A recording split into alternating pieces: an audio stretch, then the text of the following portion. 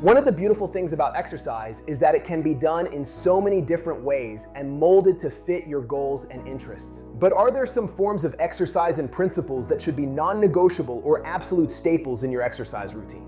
Well, if you're not only trying to optimize your fitness, but also your overall health and longevity, then the answer is yes. So in today's video, we're going to discuss some of these incredible health and fitness benefits that comes with this form of exercise. And this will help us to understand why almost everyone should consider it. And of course, we'll talk about how to do this form of training and how to incorporate it into your weekly routine. We'll also have a little bit of a fun discussion dispelling some of the myths around lactic acid and what lactic acid actually does to your muscles. It's going to be an awesome one. So let's do this. So what is this all-important type of exercise? Well, it's a form of that dreaded cardio. And maybe I should say dreaded only for some, because there are definitely plenty of you out there that can't get enough of this type of training. But this type of cardiovascular training is designed to build your aerobic foundation or your aerobic base. And it's often referred to as Zone 2 training. And the Zone 2 type of training is a form of steady state cardio, done at about a moderate level of intensity. And again, we're gonna definitely talk about how you can find your own personal zone tube,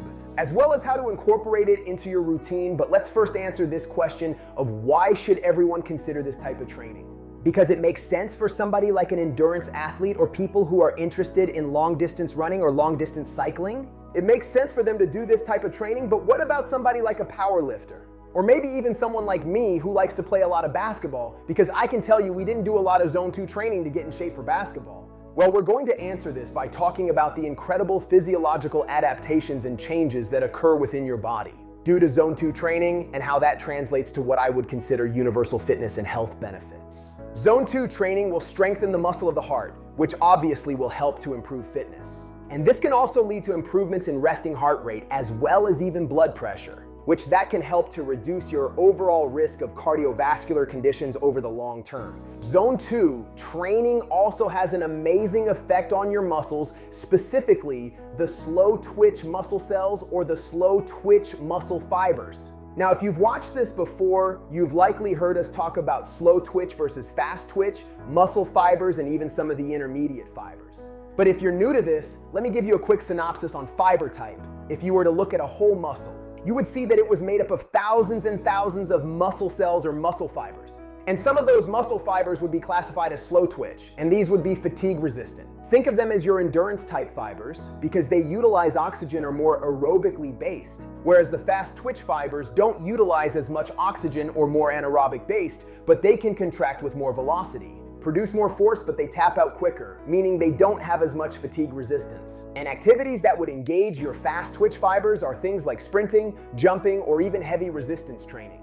And it's actually good we brought up the fast twitch fibers because again, we're talking about why should everyone consider this type of training, especially if Zone 2 is mostly going to cause physiological adaptations directly with the slow twitch fibers. Well, we're going to make the case that developing those slow twitch fibers through Zone 2 training is going to also have some indirect benefits for these fast twitch fibers. Consistent Zone 2 training helps to promote the development of new capillaries, which are tiny exchange vessels that exchange nutrients and waste products between the bloodstream and the tissues, and muscle tissue would be included in this. So think we're literally growing more of these tiny tubes or tiny capillaries. They're going to penetrate into the muscle tissue. Penetrate into the muscle tissue, bringing in more blood and more oxygen, which those slow twitch muscle fibers are going to be more than happy to gobble up that extra oxygen during those aerobic activities. And you could see how that could improve fitness. Not only can we bring in more oxygen, but if we have more capillaries and more blood, we can bring in more of other substances like fats and carbohydrates,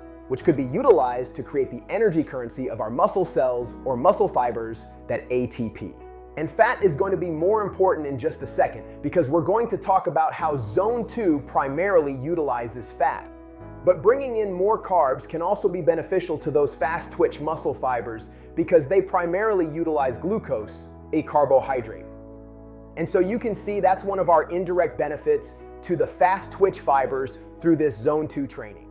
Now, we also want to think it's not just about bringing in more substances to the muscle tissue with this increased capillarization. It's also about being able to more effectively pull things out and away from the muscles, things like metabolic byproducts.